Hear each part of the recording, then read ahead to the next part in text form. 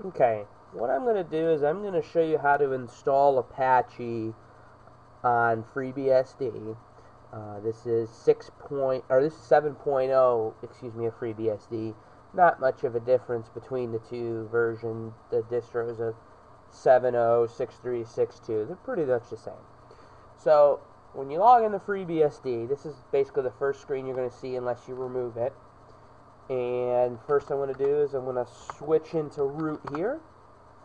You can tell it's root basically due to the fact of the pound sign. You see here I only had the %. Here I did this. Of course that's another tutorial. Now basically I already know where in the port system, which is the port system is what I'm going or what I use to install it. Now I'm only going to show you how to get to a certain point because I've already got it installed and there's no sense to reinstall it. So what I personally do is I go to www.freebsd, the FreeBSD site, and go to the ports database and do my searches.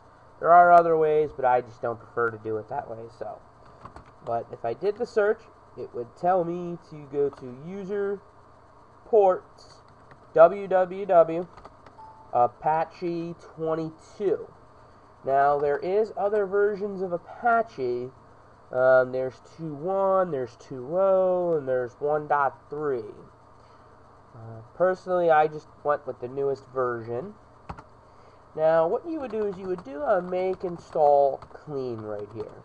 What this basically does is it makes the program, it installs it, and then it cleans out any temporary files it needed to do it. Again, because I already did it, I'm not going to do it again, but I am going to show you this. When you do it, I'm going to use a different command to bring it up, but when you do it, it's going to bring this up.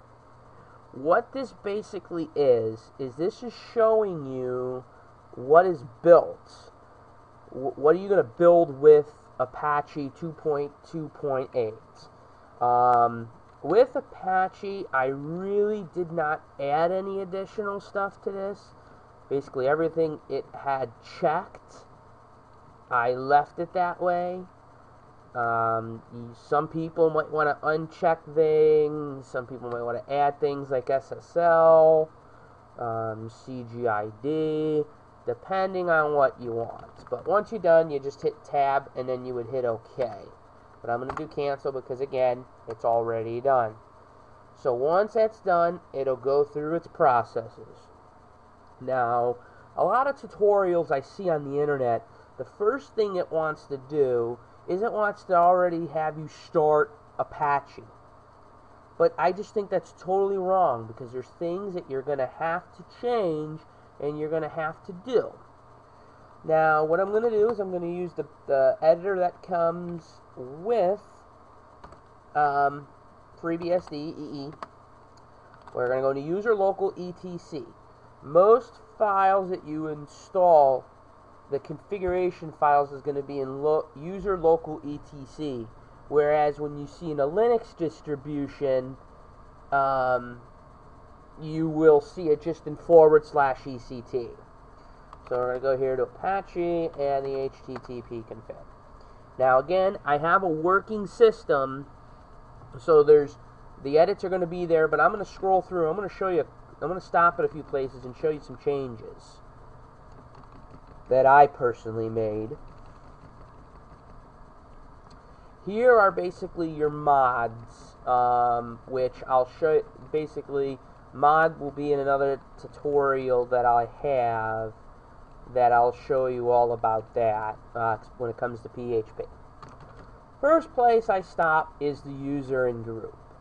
Basically, the user and group basically define, it tells you right here, user and group, name or number, to run as HTTPS. It is usually good practice to create a dedicated user and group for running HTTP with most system services. So user www and group www is who you would, anyone in or the user www or anyone in group www can start the service. Some people change that, some people don't. Right here I have the server admin. The server admin is basically any errors, things like that, this is where the email would go. Another place that this will be displayed is going to be as far as if you do like a central ops lookup, or you look at the domain that's running in Apache, that email address should in fact come up. Server name, basically that you want to put your domain name. If you don't have a domain name and you have just a floating IP address like I have a dynamic IP address with my ISP. Basically, you're going to put in that, which I did. So, makes it a lot easier to do things. Document root, that specifies where your files, when someone goes to your website, Apache's going to look for your index files and things like that. Next is basically, this is where when you install different type of applications, what exactly you're going to, allow. Sometimes the directory is different, especially with Apache. It likes to install it in different places than the user local www Apache data. Okay, we're going to scroll down here some more. Next stop is here. The directory index here. This tells Apache what default files to look for, and in a certain order. So you basically order it depending on what type of system you have. Now, because I have PHP set up on the server, I'm really not into PHP, so that's very limited. Basically, I have index.htm, which of course is the new standard of pages, the .htm over the .html. So some people might have a page called default.htm. If you don't put it in here and there's none of these files, it won't load the page. So now we're going to scroll through. There are some stuff you can change. I really don't get into them, but there are things you can make available and do. This is already done for you by default. This basically tells you about CGI bin. If you enable CGI bin scripts, this is already set up for you.